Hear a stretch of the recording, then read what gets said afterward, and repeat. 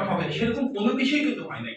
শুধু 5 থেকে 8 তারিখে সরকারবিহীন অবস্থা না, তারপরে যখন পরবর্তীতে থানাতে বিভিন্ন সময় পুলিশরা ফেরত আসলেন, তার আগে একটা লম্বা সময় বাংলাদেশে প্রায় 2 মাসের মতন কোন আইন শৃঙ্খলা বাহিনীর উপস্থিতি ছিল না। তখন বিএনপি এবং অন্যান্য রাজনৈতিক দল আমাদের নেতা ভারপ্রাপ্ত চেয়ারম্যান জনাব তারেক রহমানের নির্দেশনায় থানায় থানায় পাড়ায় পাড়ায় মহল্লায় মহল্লায় কিন্তু প্রতিহিত করেছে, নিশ্চিত করেছে একটা সাম্যাবস্থা যেখানে আমরা সবাই একসাথে থাকতে পারবো। এটাই কিন্তু আমাদের যিনি আদর্শিক নেতা শহীদ প্রেসিডেন্ট জিয়াউর রহমান, ওনার আদর্শ বাংলাদেশী জাতীয়তাবাদ, যার অর্থ আমাদের ধর্ম বর্ণ রাজনৈতিক পরিচয় ব্যক্তিগত অবস্থা যাই হোক না কেন আমরা সবাই মিলে এই বাংলাদেশ, যেখানে আমাদের মূল দায়িত্ব সাম্য মানবিক মর্যাদা এবং সামাজিক সুবিচার সমাজের প্রতিটি মানুষের জন্য নিশ্চিত করা। সুতরাং আমাদের একটা বৃহত্তর জাতীয় ঐক্য ছিল, সেই জাতীয় ঐক্যের ভিত্তিতেই সরকার পতন হয়েছে এবং সেই জাতীয় ঐক্যের ভিত্তিতেই পরবর্তীতে কিন্তু অন্তর্বর্তী সরকার হয়েছে। এখানে অনেক পলিটিক্যাল স্টেক হোল্ডার্স রয়েছে। 5, 6 বা 7 তারিখে কোন একটা রাজনৈতিক দল যদি বলতো গণঅভ্যুত্থানে যাদের বড় ভূমিকা ছিল যে আমিও ইন্টারিম গভর্নমেন্টে স্টেক চাই, আমার মনে হয় বাংলাদেশে কেউ মানা করতো। কিন্তু রাজনৈতিক দলগুলো কেন পার্টিসিপেট করেনি এটাও জানার প্রয়োজন আছে।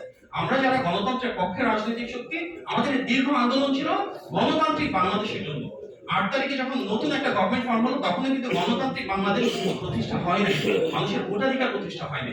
যার কারণে এই টোটাল গণঅভ্যুত্থানে নন পলিটিক্যাল যারা স্টেক হোল্ডার ছিলেন, অর্থাৎ শিক্ষার্থী ছিলেন, সেখানে আমাদের যারা সুশীল সমাজের সদস্য ছিল ওনারা ছিলেন, বিভিন্ন রাইটস অ্যাক্টিভিস্ট ছিলেন, ওনারা গভর্নমেন্টে পার্টিসিপেট করলেন। আর যারা পলিটিক্যাল স্টেক হোল্ডার, যারা জনগণের ভোটাধিকার এবং গণতান্ত্রিক বাংলাদেশের জন্য গত 16 বছর ধরে আন্দোলন করে এসেছেন, ওনারা আমরা বিএনপি সহ কেউ এখানে পার্টিসিপেট করিনি। এটা কিন্তু জাতীয় ঐক্যের ভিত্তিতেই হয়েছিল। তাহলে আজকে কেন এই জাতীয় ঐক্য সংস্কারের নামে কিছুটা প্রশ্নবিদ্ধ হবে? এটা আসলে কারো কাম্য না। বর্তমানে যারা রাষ্ট্র পরিচালনার দায়িত্বে রয়েছেন ওনাদের কেউই হয়তো 8 তারিখের আগে কখনো চিন্তাও করে নাই যে এরকম সরকার পতনের পরে তাদের হয়তো দায়িত্ব দিতে হবে।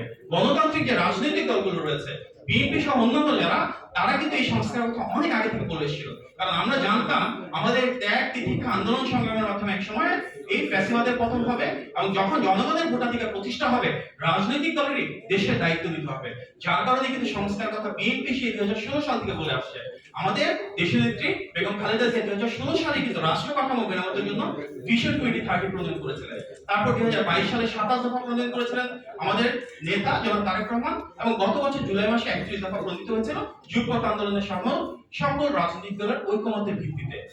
আজকে যারা সরকারে রয়েছেন ওনারা কিন্তু তখন পর্যন্ত সংস্কার কথা একবার বলতে পারেননি, কারণ ওনাদের তো সেই অ্যাম্বিশনও ছিল না যে ওনারা একটা পর্যায়ে দেশ চালাতে হতে পারে। ওনারা প্রথম বড় শুরু করলেন কবে?